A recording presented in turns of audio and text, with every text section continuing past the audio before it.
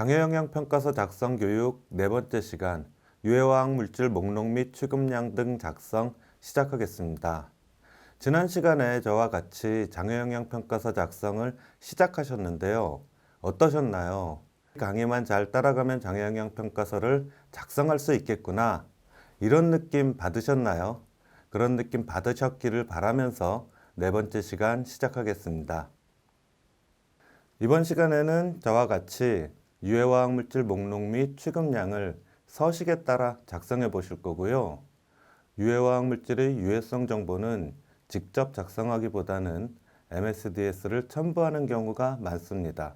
그래도 어떤 항목으로 구성되어 있는지 간략하게 살펴보겠습니다. 유해화학 물질 목록 및 취급량입니다.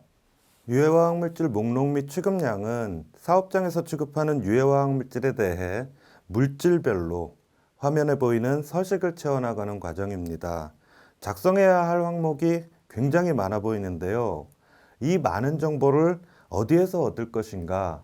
딱 두 군데서 얻으시면 됩니다. 제가 색깔로 분류해 봤습니다. 이렇게 분류되고요. 같은 색깔끼리 모아 보겠습니다. 위쪽은 작성하시는 분이 확인해서 기재해야 되는 부분입니다. 물질을 어느 공정에서 취급하는지, 연간 얼마나 취급하는지 이런 정보들은 그 사업장에서밖에 알 수 없는 정보니까요. 아래쪽은 항목이 많아 보이지만 사실 MSDS에 다 있는 내용입니다. MSDS에서 필요한 정보를 찾아서 그대로 옮겨 적기만 하시면 됩니다. 유해화학 물질 목록 및 취급량을 작성하기 위해 MSDS가 필요합니다. 저는 MSDS를 안전보건공단에서 가져왔는데요. 전 세계에서 누구나 볼 수 있는 이 온라인 강의에 제가 특정 회사, 특정 제품의 MSDS를 가지고 강의할 수는 없기 때문에 안전보건공단의 MSDS를 보여드리는 거지. 여러분들이 유해화학 물질 목록 및 취급량을 작성하실 때 안전보건공단의 MSDS에서 정보를 얻으시라는 얘기가 절대 아닙니다. 예를 들어 수산화나트륨이라면 98% 고체, 70% 고체, 50% 액체, 25% 액체, 또 수산화나트륨이 5% 이상 함유된 혼합 제품은 수도 없이 많죠. 그렇다면 제품별로 MSDS 내용도 다 달라져야 될 겁니다. 만약 안전보건공단에서 MSDS를 가져오시면요, 그건 수산화나트륨 100% 고체의 MSDS를 가져오신 거예요. 사업장에서 실제 취급하는 제품과 내용이 다릅니다. 반드시 실제 취급하는 제품의 MSDS를 활용하시기 바랍니다. MSDS를 보면 상당히 정보가 많은데요. 그 중에서 우리가 필요한 정보는요, 제품명 2번 유해성, 위험성에서 화학물질의 부식성에 대한 정보를 얻을 겁니다. 3번 구성성분의 명칭 및 함유량에서 화학물질 명, 카스번호, 함량에 대한 정보를 얻을 겁니다. 9번 물리화학적 특성 항목에서 물질 상태, 또 폭발한계, 인하점, 발화점, 끓는 점, 증기압 정보를 얻어올 겁니다. 11번 독성에 관한 정보에서 독성값을 얻어올 겁니다. 마지막으로 15번 법적 규제 현황에서 비고 작성에 필요한 타법 관계 여부를 확인할 겁니다. 유해화학 물질 목록 및 취급량 서식입니다.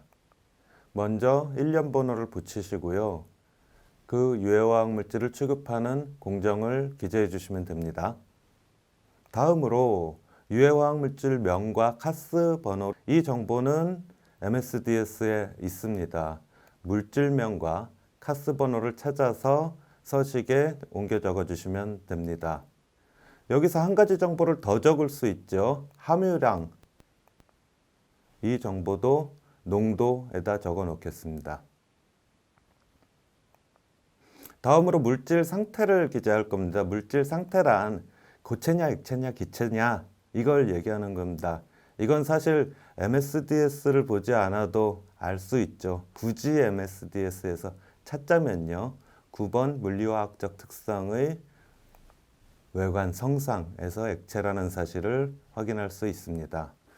폭발 한 개 그대로 옮겨 적어주는 건 어렵지 않은데요. 그 의미를 한번 생각해 보겠습니다.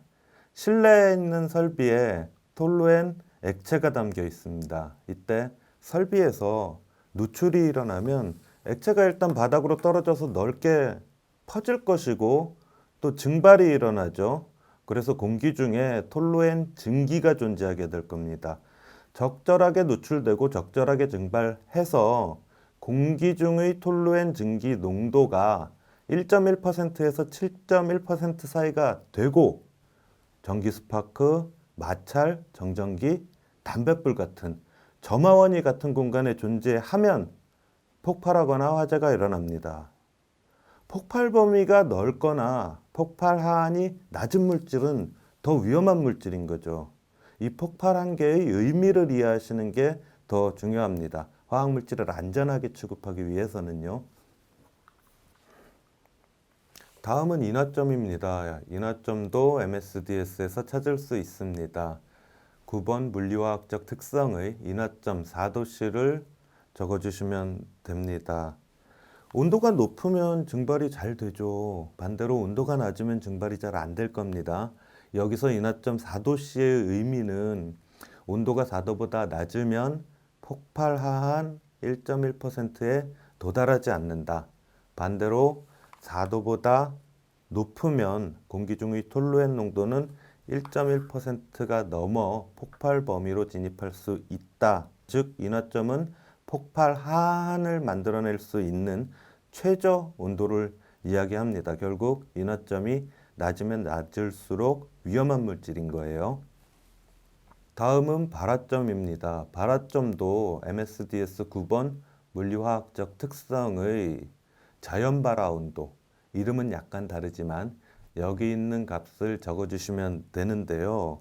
앞에서 공기 중의 톨루엔 농도가 폭발 한계 범위에 있고 점화원이 있으면 폭발한다고 말씀드렸잖아요. 온도가 점점 높아져서 480도가 되면요, 톨루엔은 점화원이 없이도 폭발합니다. 발화점이 낮으면 낮을수록 위험한 물질인 거예요. 다음 끓는 점입니다. 끓는 점도 MSDS 초기 끓는 점과 끓는 점 범위에 있는 값을 적어주면 됩니다. 톨루엔은 110.6도씨네요. 물은 끓는 점이 100도씨죠. 알코올, 그 중에서 에탄올은 끓는 점이 78도입니다. 물과 에탄올, 어떤 게 더 증발이 잘 되나요? 에탄올이 증발이 더 잘 되죠. 끓는 점이 낮을수록 증발이 잘 됩니다. 화학 사고에 대입해 보면요, 끓는 점이 낮은 물질이 누출되면 더 많이 증발해서 더 많이 확산될 수 있다는 의미가 되겠죠. 다음 증기압입니다. 서식에서 요구하는 자료는 20도씨에서의 증기압인데요. 우리 MSDS에는 증기압 28.4mmHg 25도씨의 값이 적혀 있습니다. 그대로 옮겨 적어주시면 되고요. 증기압도 간단하게 말씀드리면요, 얼마나 증발이 잘 되느냐를 나타내는 지표입니다. 끓는 점과는 반대로 값이 높을수록 증발이 잘 됩니다. 증기압이 높은 물질일수록 누출됐을 때 더 많이 증발하고 더 많이 확산됩니다. 다음은 부식성입니다. 여기서 부식성은 금속을 부식시킬 수 있는지 여부입니다. MSDS의 2번 유해성 위험성을 보시면은요, 금속 부식성 물질이라던가 피부 부식성 9분 1 같은 유해성이 보이지 않습니다. 그래서 부식성은 무로 적겠습니다. 다음은 독성값입니다. 독성값은 급성독성 또는 ERPG, AEGL, PEC, IDLH 최소 하나 이상 이렇게 되어 있는데요. 급성독성 자료는 MSDS 11번 독성에 관한 정보에서 확인하실 수 있습니다. 급성, 독성, 경구, 경피, 흡입 값이 있는데요. 한 번에 또는 단기간에 노출시켰을 때 50%가 사망하는 양 또는 농도를 의미합니다. 경구 독성 LD50 5580의 의미는요. 쥐를 대상으로 경구, 즉 입을 통해 톨루엔을 투여합니다. 투여량이 적으면 살아남는 비율이 높을 것이고 투여량이 많으면 살아남는 비율이 낮아지겠죠. 5580 정도 투여했을 때 50%가 사망한다는 의미입니다. 급성 독성 값이 작으면 적은 양으로도 50%를 살상할 수 있다는 얘기가 되니까 독성이 강하다는 의미가 되겠죠. 그런데 우리는 지금 장애영향평가서를 작성하고 있잖아요. 이런 독성값보다는 화학사고에 적용할 수 있는 독성값이 필요하거든요. 그게 ERPG, AEGL, PAC 같은 자료입니다. 먼저 ERPG에 대해 설명을 드리겠습니다. 사람이 화학물질에 1시간 동안 노출되는 걸 가정합니다. 화학사고 상황과 비슷하죠. ERPG 1, 2, 3가 있는데요. 개념은 좀 여러 번 읽어봐야 의미를 알 수 있을 것 같습니다. ERPG 3를 가지고 제가 쉽게 설명을 드리자면요. 1시간 동안 노출되어도 생명의 위험을 느끼지 않는 공기 중 최대 농도잖아요. 이걸 거꾸로 해석하면 ERPG3보다 높은 농도의 사람이 1시간 동안 있으면 생명의 위험을 느낀다. 죽을 수도 있다. 이런 의미가 되겠습니다. 이 개념을 좀 쉽게 설명드리기 위해서 그림을 하나 준비해 왔는데요. 사고가 발생했습니다. 불화수소가 누출됐어요. 사고 원점으로부터 가까운 범위는 불화수소 농도가 굉장히 높을 것입니다. 한 50ppm 정도 되는 범위까지는요, 사람이 죽을 수도 있어요.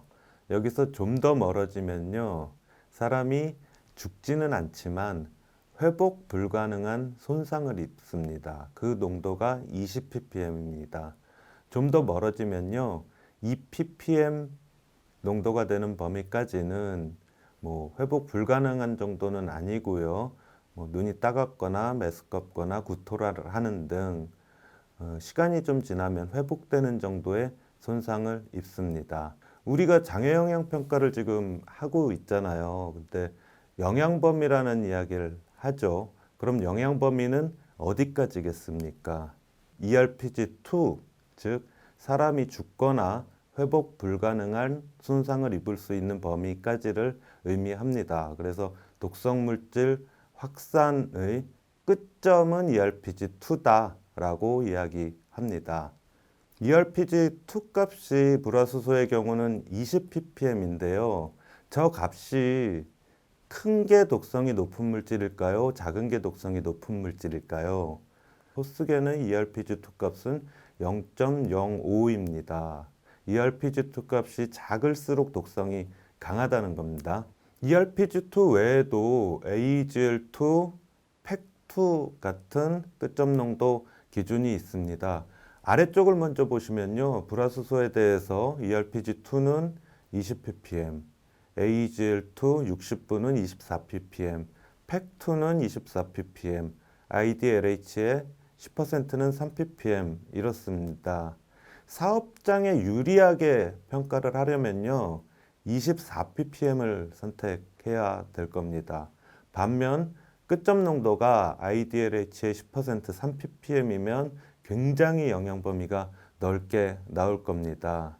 그런데 이 독성 물질 끝점 농도는 우리가 여기서 원하는 걸 선택하는 게 아닙니다. 위쪽의 표를 보시면요. 우선순위라고 되어 있습니다. 그 의미는요. ERPG2 값을 적용하고 없으면 AgL2를 적용하고 그것도 없으면 PEC2를 적용하고 그것도 없으면 IDLH의 10%를 적용하라는 의미입니다. 이 ERPG, AgL2, PEC2 IDLH 값은요, 어디서 찾으시면 되냐면요, 사고 시나리오 선정에 관한 기술 지침 부침 1에 들어 있습니다. 다시 우리 서식으로 돌아가서요, 톨로엔의 ERPG2 값은 사고 시나리오 선정에 관한 기술 지침 부침 1에서 찾아보니까 300ppm이었습니다. 저는 이 값까지 독성값에 같이 적어주겠습니다. 다음은 분자식입니다. 분자식은 MSDS에 있을 것 같지만 없습니다. 그래서 직접 확인하셔서 기재하셔야 되는데요. 어디서 찾느냐? 포털 사이트 같은 데서 찾으셔도 되죠. 근데 신뢰성이라던가 좀 그런 문제 때문에 저는 NCIS 들어가서요. 여기도 분자식 안 나오는 경우가 많습니다. 그런데 밑으로 더 내려가서 기타 자료 같은 데 보면 이렇게 분자식이 나오는 경우가 있거든요. 저 같은 경우는 이런 자료를 활용합니다. 여러분들 꼭 이렇게 하시라는 게 아니라 편한 방법 대신에 신뢰성 있는 방법을 사용하시면 됩니다. C7H8이라고 적었지만 톨로에는 사실 벤젠구리에 메틸기가 붙은 거잖아요. 그래서 이렇게 적어주면 더 있어 보이겠죠. 다음으로 연간 취급량 1일 최대량인데요. 연간 취급량, 연간 제조하시는 양, 사용하시는 양, 판매하시는 양 적어주시면 되고요. 1일 최대량 해당 설비 시설에서 제조 사용 또는 보관 저장할 수 있는 취급량 중 가장 큰 값을 적어주시면 되는데요. 저는 10만, 1000 이렇게 적어봤습니다. 마지막으로 비고인데요. 여기에는 고압가스안전관리법, 위험물안전관리법 등 타법 적용 여부를 적어주시는 겁니다. MSDS를 보시면은요, 15번의 법적 규제 현황에 위험물안전관리법에 의한 규제 제4류 1석유류 비수용성 이렇게 적혀 있는데요. 좀 공신력 있는 자료를 확인할 필요도 있습니다. 저 같은 경우에는 소방산업기술원 사이트를 이용하거든요. 이게 위험물계의 거의 NCIS 같은 사이트라고 할 수 있죠. 톨루엔 찾아보면 제4류 인화성 액체 1석유류 비수용성 나오고요. 화학식은 더 잘 나오네요. 오히려 이쪽에. 이런 자료도 활용하시면 좋겠습니다. 유독물질, 사고 대비 물질까지 같이 적어줬습니다. 다음으로 유해화학 물질의 유해성 정보입니다. 이 유해성 정보는요, 이 서식에 따라서 작성하시거나 MSDS를 첨부하실 수 있거든요. 서식의 내용은 MSDS와 거의 비슷하지만 MSDS보다 좀 더 많은 정보를 요구합니다. 그래서 취급하는 물질이 한두 가지 정도라면은 작성해 보실 수 있으나 대부분 MSDS를 첨부하죠. 근데 MSDS가 보통 10페이지 정도 되잖아요. 취급 물질이 한 30개 되면 300페이지입니다. 장애 영역 교과서가 굉장히 두꺼워져요. 화학물질 안전원에서는 한 장에 2페이지 인쇄, 양면 인쇄를 권장하고 있습니다. 양면 인쇄하는 게 조금 번거롭긴 하지만요. 양이 확 줄어든 거 보면은 저는 참 뿌듯하더라고요. 이번 강의 내용은 여기까지입니다. 유해화학 물질 목록 및 취급량을 작성하는 데 있어서 MSDS를 활용해서 우리가 필요한 정보가 어디에 있는지 찾고 옮겨 적으면 되는 작업이니까요. 크게 어려운 일은 아닐 겁니다. 그렇지만 그 옮겨 적은 정보, 폭발한 게 인화점, 발화점, 끓는 점, 증기압, 부식성, 급성, 독성, ERPG 이런 것들이 어떤 의미를 가지는지 이것도 같이 생각해 주셨으면 좋겠다라는 당부의 말씀을 드리면서 이번 강의 마치겠습니다. 감사합니다.